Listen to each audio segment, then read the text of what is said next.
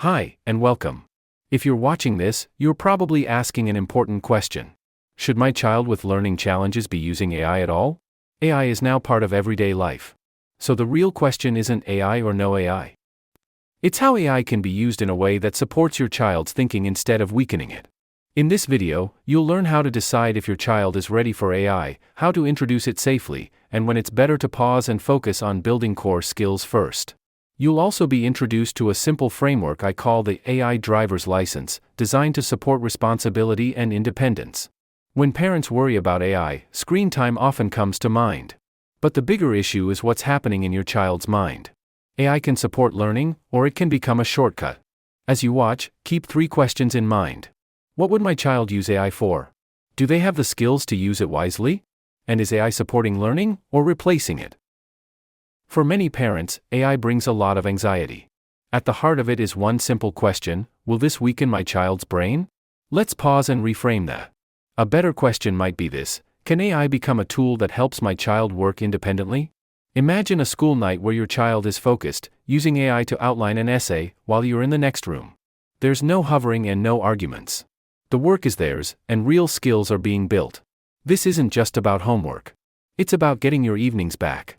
Some parents worry that saying no to AI now means their child will fall behind. It doesn't. Taking time to build planning, self-control, and self-monitoring skills first is an investment. Children with strong executive functioning use AI more effectively and more safely later on. Just like driving, the skills come before the keys. Before we talk about AI, there's one idea we need to understand: executive functioning. Think of executive functioning as your child's driving skills. A set of skills that helps them to plan where they are going, stay focused on the road, follow rules and boundaries, manage distractions, slow down when things feel overwhelming, and notice mistakes and corrects them. Research shows that executive function, planning, focus, impulse control, and working memory are the strongest predictors of school success, especially for children with learning challenges. When these skills are still developing, giving a child full access to AI is like handing car keys to someone who hasn't learned how to drive yet. The tool is powerful, but without the skills, it's unsafe and unhelpful. Here are some important driving analogies to outline the difference between an unready and a prepared driver. The unready driver. An unready driver may rush, rely on shortcuts, or let the tool take control, like a GPS. We have all heard of drivers who have gotten into dangerous situations because they relied too much on a tool. The GPS may give directions, but the driver still needs to determine if the route is safe and reasonable. Now let's compare this to the prepared driver. A prepared driver uses support thoughtfully, like a GPS, while staying engaged and making decisions themselves. They understand that the GPS may not be updated or there may be a detour that the GPS is not aware of. A prepared driver uses good judgment to determine when they should rely on the GPS and when they need to think for themselves. This framing gives families a shared, non-judgmental language. Instead of asking, "Did you cheat?" the question becomes, "Were you driving the learning? Or did the tool take the wheel?" In order to assess your child's current executive function, ask yourself the following questions. Can my child break a big project into steps? Can they keep track of materials and information? Can they hold a few instructions in mind? Can they manage frustration without melting down or quitting instantly? Can they stop and think before they click? If your answer is no to most of these, your child probably needs executive function support before independent AI access. Focus on building these skills first, then revisit as those skills are developed. If your answer is yes to many of them, AI might be possible, with structure and graduated supervision. AI can be thought of as a fork in the road, because it can be used as a thinking partner or as a shortcut button. When used as a thinking partner, it helps, and sounds like this in real life. Help me outline my essay. Can you help me break this project into steps? Explain this idea in a simpler way so I can understand it. What's the first step I should try? In those moments, your child is still doing the thinking. AI is helping them organize, rephrase, or structure ideas. They are learning how to plan and how to communicate clearly. This kind of supported learning has been shown to boost academic outcomes for students with learning disabilities, particularly in reading comprehension and written expression. However, if it is used as a shortcut button, it can hurt, and sounds like this in real life. Write my essay for me. Just solve this math problem for me. Give me the answer. In those moments, the struggle disappears, and with it, the learning. Children need to wrestle with problems, try different approaches, and feel that they have had an "I figured it out" moment. That struggle builds the brain networks for flexible, creative thinking. When screen time replaces this active problem solving, research shows it can weaken executive function and slow academic growth. Now that we know the difference between using AI as a thinking partner, or as a shortcut button, we must remember that AI can help you think, but it cannot think for you. The strategy, the AI-assisted first draft. For many children with learning disabilities, the hardest part is not the task, it is managing emotions and impulses around the task. Picture this: your child is frustrated, homework is hard, and AI is one click away. If they tend to act before thinking, avoid anything that feels difficult, or explode when things don't work, AI can quickly become a powerful shortcut button, and a powerful escape from the discomfort of learning. A practical way to apply the thinking partner model is to use an AI-assisted first draft approach, which is simply a workflow to preserve productive struggle. Here's how it works. 1. Your child writes or attempts the work first. 2. AI supports by helping to refine, organize, or revise. 3. Your child reviews and integrates the feedback. 4. Your child submits the final work with understanding of each part. This preserves the productive struggle while giving language and organizational support. Your child maintains ownership and deepens learning while reducing the blank page anxiety. The readiness checklist. To determine if your child is ready for independent AI access, simply ask yourself the following questions. Can they break a big project into steps? Can they hold instructions in mind? Can they manage frustration without melting down? Can they stop and think before they click? If the answer is no to most, be sure to build skills first and use AI only in side-by-side supervision. If the answer is yes to many, proceed to stage 1 and start with structure and graduated supervision. Emotional readiness and the escape hatch. For children with learning differences, the hardest part isn't the task, it's managing the emotions around the task itself. If a child cannot tolerate frustration, AI becomes an escape hatch from the discomfort of learning. In order to test your child's emotional readiness, simply ask yourself, can my child pause before clicking? Can they check their own work and notice when something looks wrong? Can they tolerate frustration without immediately reaching for an escape or shortcut? Can they accept limits and talk honestly about their AI use? Can they keep sleep and mood relatively stable during tech use? If the answer is not yet, keep AI usage supervised. That might mean you and your child sitting together, you asking, what are you trying to accomplish? And how will this tool help you, not replace you? Before any AI query is made. This kind of guided practice helps build the emotional regulation skills that will eventually allow them to use AI more independently. The framework, earning the license. Stage 1, the learner's permit. This is the high support or the co-piloting phase, where you and your child learn the rules of the road together. It's all about supervised practice. To get started, use this script. Okay, you've got your AI learner's permit. That means for now, we drive together. I'll be in the passenger seat while you work, and I may take the steering wheel if needed. This is how you build the skills to use AI independently later. It might feel strange at first, but this co-learning approach is essential for building your child's confidence with AI, encouraging the use of the thinking partner model and not the shortcut model, teaching them how to ask questions, modeling fact-checking and critical evaluation, creating a safe space to make mistakes and learn from. Stage 2, the probationary period.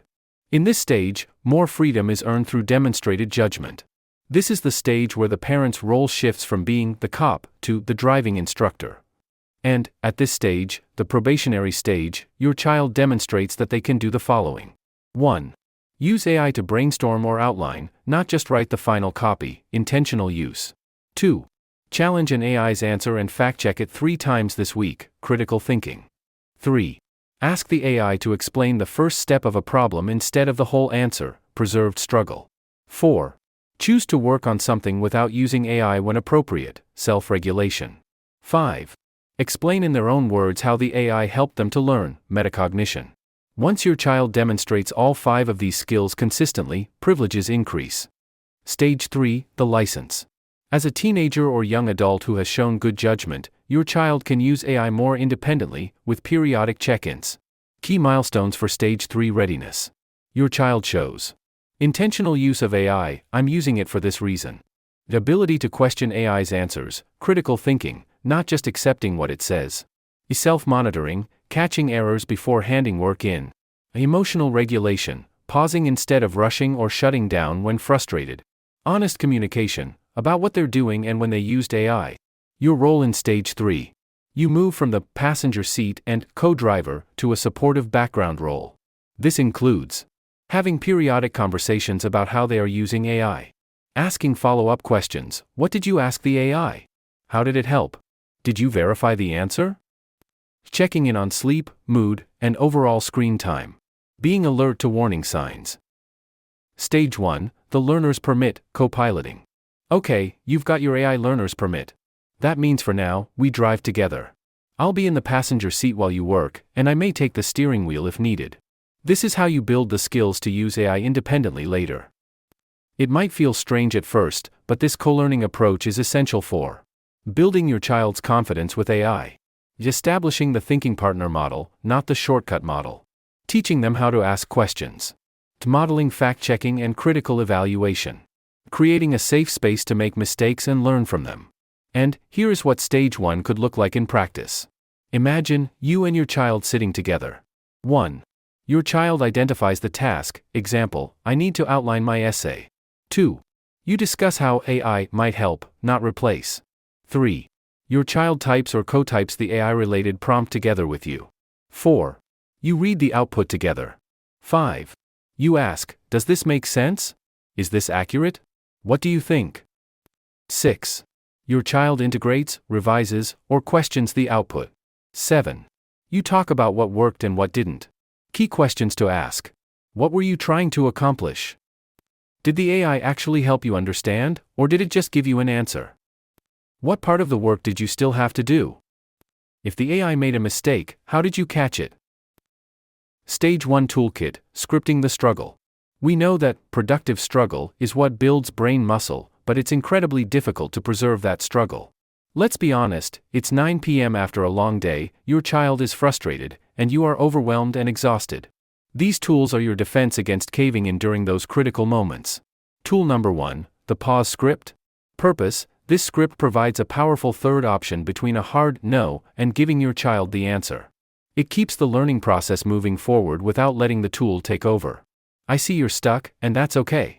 We're not going to ask the AI for the final answer just yet. Let's ask the AI to give us one small hint, or to explain only the very first step. Notice that this approach validates their frustration, maintains the boundary, preserves the struggle, offers a compromise that still builds skills, and teaches problem-solving incrementally. Tool number 2, the 2-minute rule. Purpose: this rule ensures that real effort happens before a tool is ever used. It takes negotiation off the table and makes an impartial timer the bad guy, not you. You have to try this on your own for 2 minutes first. First, set a timer for 2 minutes. Then start the timer, and when it goes off, decide what to ask the AI. Why this works? It creates a clear, non-negotiable boundary. It removes emotional conflict from the decision. It builds neural pathways for first attempt effort. And you could find that children might even solve the problem on their own during this time. When they do turn to AI, they do so from a place of actual difficulty, not just convenience. Using these tools consistently helps build executive functioning skills over time, which is the ultimate goal of this entire process. Stage 2, Earning Independence. Someone once said that freedom is earned through demonstrated judgment, not age. And if your child demonstrates the behaviors, or skills, listed below, it will unlock the next stage. So, it is important that you create a checklist to see if your child demonstrates that they can do the following. Use AI to brainstorm or outline, not just write the final copy. Intentional use. Challenge an AI's answer and fact-check it 3 times this week. Critical thinking. Ask the AI to explain the first step of a problem instead of the whole answer. Preserved struggle. Choose to work on something without using AI when appropriate. Self-regulation. Explain in their own words how the AI helped them learn. Metacognition. So, please remember that consistent demonstration of these behaviors, or skills, unlocks the next stage. Stage 3, the independent driver. As a teenager or young adult who has shown good judgment, your child can use AI more independently, with periodic check-ins. Key milestones for Stage 3 readiness. Your child shows that they are Using AI for a particular reason, intentional use. Questioning AI's answers and not just accepting what it says, critical thinking. Is able to catch errors before handing work in, self-monitoring. Can pause instead of rushing or shutting down when frustrated, self-monitoring. Willing to admit to what they're doing and when they used AI, honest communication. Your role in Stage 3. You move from the passenger seat and co-driver to a supportive background role. This includes having periodic conversations about how they are using AI. Asking follow-up questions. What did you ask the AI? How did it help? Did you verify the answer? Checking in on sleep, mood, and overall screen time. Being alert to warning signs. Traffic violations. Handling mistakes. Mistakes with AI are like traffic violations. They are learning moments, not moral failures. So if your child used AI outside of the established rules, it's like running a red light. This should prompt the parent to calmly revert to supervised use so that the child can practice safely. Notice the tone here. You are not an angry police officer, you are an objective official from the Department of Motor Vehicles, calmly enforcing the standard rules of the road. And, as a parent, you might discover the following violations and consequences. Using AI without permission, the consequence is to go back to Stage 1 for 1 week. Lied about use, the consequence is to go back to Stage 1 for 2 weeks. Honesty is non-negotiable. AI did the whole assignment. The consequence would be to resubmit the work showing their own thinking. This approach preserves your energy and the relationship, removes emotion from the teaching moment, makes the consequence about behavior, not character, communicates that the rule matters, not that your child is bad, positions the parent as the supportive coach, not the adversary. The Family AI Blueprint. A clear AI blueprint protects both your child and your peace of mind. This can be a simple family agreement you write together that answers the following questions. When can it be used? Example answers. During homework time only, 2 to 3 times per week, not as a first resort. Only after attempting the work first. Not during exams or high-stakes assignments. Only for specific purposes, brainstorming, outlining, explanations, not for writing the final product. Where can it be used? Example answers. Only in shared spaces like the kitchen table or living room. Never alone in a bedroom. Not on personal devices without parental oversight. Supervised spaces first, personal spaces only after Stage 2 completion. For how long? Short, focused sessions, like 15 minutes at a time. Research suggests that keeping screen-based learning brief protects executive function and maintains focus. What is it for? Brainstorming, research help, explanations, not for doing the whole assignment. A good rule: AI can help with starting and understanding, but not with finishing graded work. How will we check in afterward? Conduct a quick review of what your child asked and what they learned. For example, you could ask questions, like the following. What did you ask the AI? Can you explain in your own words what the AI helped with? If not, dig deeper. This often reveals whether the AI became a shortcut or a tool. Tech-free zones and times. Tech-free boundaries are just as important as the rules above. Create protected time around the following. Meals, family connection time without devices. Bedrooms at night, protecting sleep, which is crucial for executive function development. Schedule, a transition period after school, time to decompress and move before homework. These boundaries protect sleep, mood, and family connection, all of which research shows are essential for learning and brain development. Red flags and when to seek help. Some struggle is normal. But there are times when AI highlights deeper issues that may need professional support. Watch for these patterns. Increasing avoidance of any challenge, always turning to AI as an escape. Not caring whether AI is right or wrong, accepting answers without question. Sneaking or lying about AI use, or using it at times or in ways you've prohibited.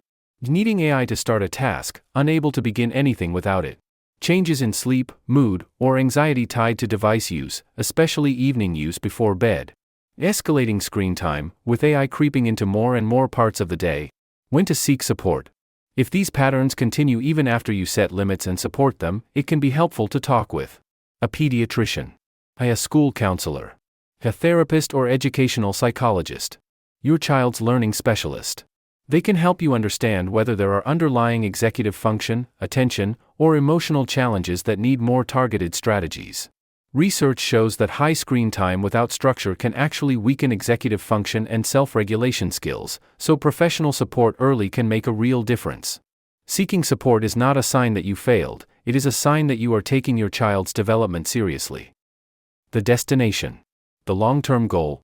We aren't just teaching them to use AI, artificial intelligence. We are raising a child who knows how to think, struggle productively, and use technology as a tool, not a crutch. Remember. Start small. Build one skill. Try one supervised session. The truth is that you are coaching the next generation of navigators. And, most importantly, you've got this. The end. Or, should I just say that it is really just the beginning?